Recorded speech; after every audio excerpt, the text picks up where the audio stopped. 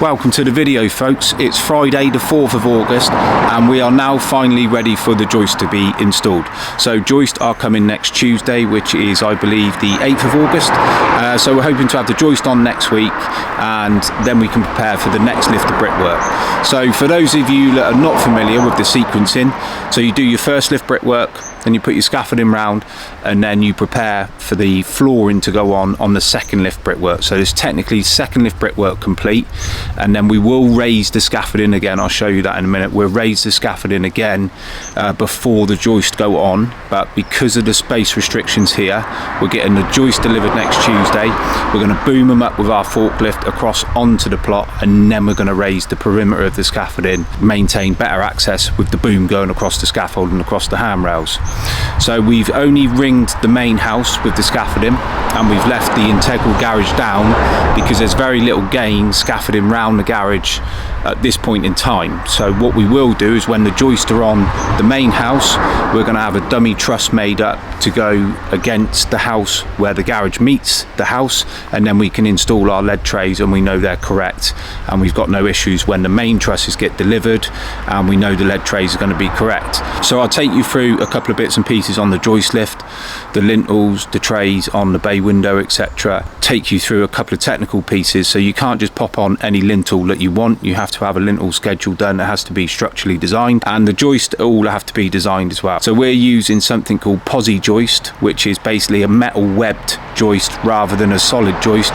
So the posi joist from a company called Pasquale's, who we've used on the last two developments, you send them the work and they will send you a design and you approve the design and then they will deliver them. So the cost of the joist, just the joist, not the chipboard flooring that goes on top of the joist, is £1,600 including delivery plus VAT. So we obviously get the VAT back, but that doesn't include the chipboard flooring. I tend to find the chipboard flooring is quite expensive from truss and joist manufacturers because it's not really their cup of tea. So I can pick that up a lot cheaper locally from the builders merchants. So once the joists are on, we'll get the flooring delivered and we'll pop that on as well. It's just 22mm chipboard flooring. So we'll get up there now and have a look. So Terry and the boys done a cracking job. They completed the second lift brickwork in 2 days, so the Thursday and the Friday. So we're all ready to go. So joist Tuesday, scaffolding up on the Wednesday, joist on the Thursday, and then we can get a bit more kit in here when we've got a bit more room, some more sand, cement, bricks, blocks, and then we've got 2 more lifts before we're putting the roof on. So the aim is to get the roof on before the end of August. But we're back in the groove, so let's give you the grand tour of the second lift brickwork, which is now ready for the joist to go on. Here is the main entrance door. As you can see over there on the bit of wood, it's 1.23 m by 2.1, so this is the main entrance into the house. The stairs then are on the right. It's got a few little steps, a little winder on the right hand side as you come in, and then the stairs whiz up the wall that borders into the living room. So that window there is technically for the stairs. So as you come down the stairs or go up the stairs, you have a nice bit of light come in. Obviously this is the downstairs toilet here, this little window here. So both of these windows 460 by 1050s. Bathroom windows, kitchen windows tend to be 1050 in depth because of you need room for your cistern on your toilet and your sink, etc. So this was actually a 1200 specified on my drawing. I changed it to a 1050. So we put one continuous damp tray all the way through here because there's like a little canopy detail on the front of this anyway. So we're using the high-low damp, which is what everyone should pretty much be using now. Our local building inspector doesn't require that, but I think it's much better. So you come through the front door here, you take a few steps up to your right, and then the stairs run up against this wall. So this little door over here on the right hand side is into my lounge. So this is the lounge area. I've just been downstairs underneath the scaffold. It actually feels quite big now. So this is the lounge with the bay window at the front. We'll go through the bay window in a little bit more detail shortly because we've got these preformed cavity trays which are excellent. So the door at the back, we're not entirely sure whether we're keeping. So what I've done is I've put a lintel in, I've made the opening to the correct size, and if we don't want to keep it, once the scaffold's all struck out and we can get a bit more of a feel for it, all we're going to do is like timber frame it out and then we can board across it, and then if we want to reinstate it retrospectively then we can, no issue whatsoever. So that's the lounge with the bay window. There's going to be a log burner over here on this wall. I didn't go for a chimney because too much hassle, and log burners are pretty cost effective. So like I said, the stairs will run up this wall. This is the main door into the kitchen and dining area, so you would come through here and then you'd be into your, you know, combined space kitchen dining area, whatever you want to call it. So this is about 7 meters wide, 7 meters long, pretty big area. So this is the kitchen window over here, a pretty big one, and then this is where I'm going to have my bifolds, although I am sort of thinking of a different alternative to bifolds. I've seen some really nice doors, and I might go with something a little bit different and a little bit more contemporary. So this area, this would be the kitchen wall across here, obviously the kitchen window, and then this leads through into what will be the utility room here, and then basically this section here is divided in half. So towards the front is the downstairs toilet, and then this area is the utility room, and then you've got the doorway leading into the integral garage, which is where my dog bath will be and stuff like that. So let's go and have a look at the bay window and these pre-formed cavity trays, and I'll go through a couple of bits and pieces of why we actually use these and why I think they're better. Right, so as I said, these bay windows, so these are plastic pre-formed trays, and they are absolutely amazing and everyone should use them. So this long length of plastic here is attached to this section of tray here, and this actually goes in like an in and out shape. So it comes down like this, then it goes across, in, and it's designed to go in brick sizes, so half a brick, so you can maintain your bond and you haven't got to have this unsightly straight joint, which most people do use, with a bit of damping and a bit of expansion in. So that's a preformed unit. So this is the weep vent, and then what happens is you put one at each end of the bay window, and then what you do is when you put your horizontal tray on top of here, it links from this section down to this section. So that horizontal tray prevents downward water penetration, and this vertical tray prevents sideways water penetration, and then you have a completely sealed bay window with any water ingress. It's going to be incredibly hard to get in. So these are fantastic. Some people can't really get their head around how they work, but dead simple, dead straightforward. So what we've got going on our bay window is we've got a canopy which is 225, so this is lintel height here. We've got a canopy that comes to the top of here, so 225, and then has a little upstand of 75mm. So then we will put our horizontal tray on top. We will then have the lead come down and it will cover the upstand of the canopy, giving us a completely watertight sealed bay window with no chance of water ingress whatsoever. Fantastic. I am going to do another little video just purely on these preformed trays and how to use them. So there's no requirement for a damp tray on the lintel itself. This is technically inside the house now. If you've got water coming in there, you've got major problems, so no need to do that. So they are fantastic. Make sure you use them. Dead simple to use, dead straightforward, dead cheap, and a lot cheaper than going back and putting a bay window right that's leaking.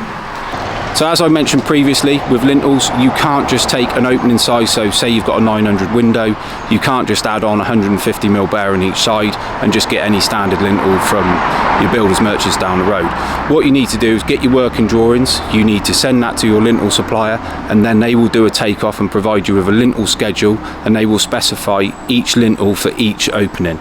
So it might be down to the size of the opening, it might be to do with what's going above, it might be to do with which direction the joists are flowing. So don't just think you can just pop any lintel on and as long as you've got 150mm bearing it will be okay, because it won't. So I'll show you an example here on the bifolds at the back. So it's quite a big opening. I think it's 2.4, 2.5, nearly 2.5, 2.450. So the lintel supplier has actually specified an extra heavy duty lintel for this, and they're a little bit quirky, and also you need to put another tray above it when we go above, but I'll show you that in a little bit more detail now.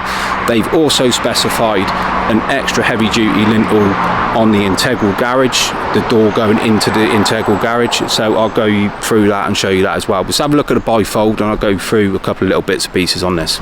Right, so this is the bifold opening here, so 2.1, so it's 2.485 as it just says on a bit of wood over there. So it's 2.485 by 2 meters 100. Doesn't specify a steel. and also hasn't got to be on pad stones, but it is an extra heavy duty lintel. So as you can see here, that's the lintel there. There's no upstand whatsoever. So that's the bearing for the block work here, and that's the brickwork. So you imagine any mortar droppings from above would get lodged in here, there'd be a build up, and then we'd have a damp issue. So what we do is we'll put a course of blocks across the back, and then we'll put a damp tray down on top of here, and then behind that damp tray we will put some rock wool insulation, so when the cavity is blown retrospectively, when the house is finished, there will be no cold spots.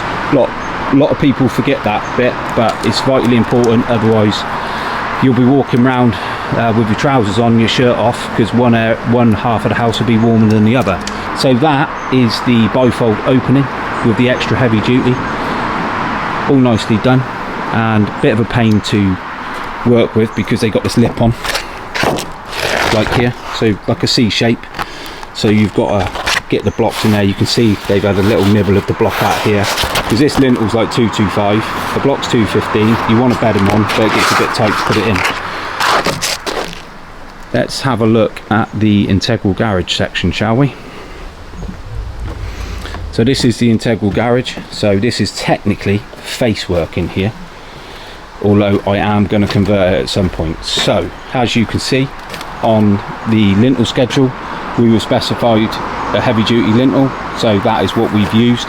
Now there's no damp tray over here because this is inside the house, so I don't need to have a damp tray on there, no reason whatsoever. A nice big pier to eventually go across and support the garage trusses. So as you can see, like I said, we've gone through with the scaffold here, and then on this section what we will do is have a dummy truss, install our lead trays.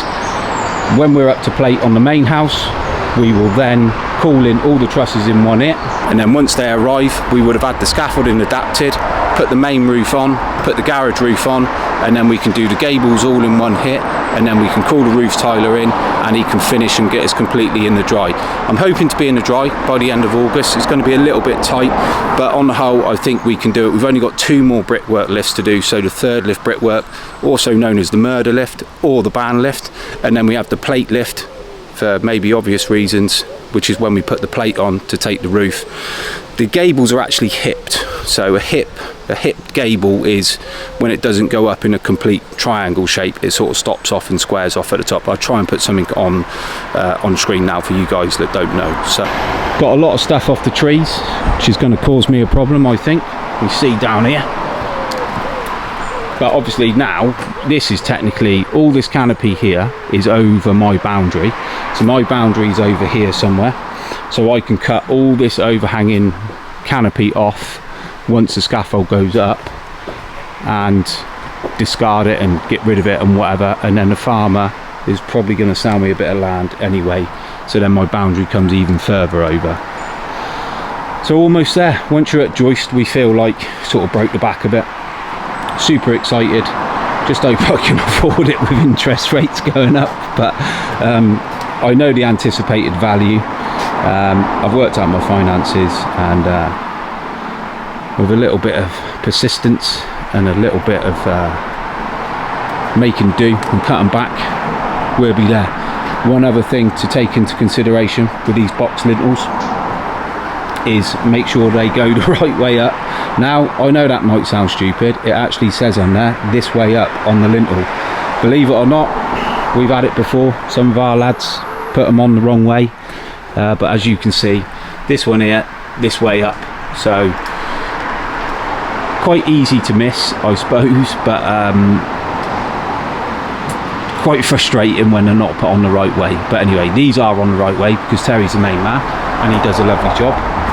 And he'd probably kill me for showing his cavities before they've been cleaned, but he can't clean them because he didn't have no batten here to clean them.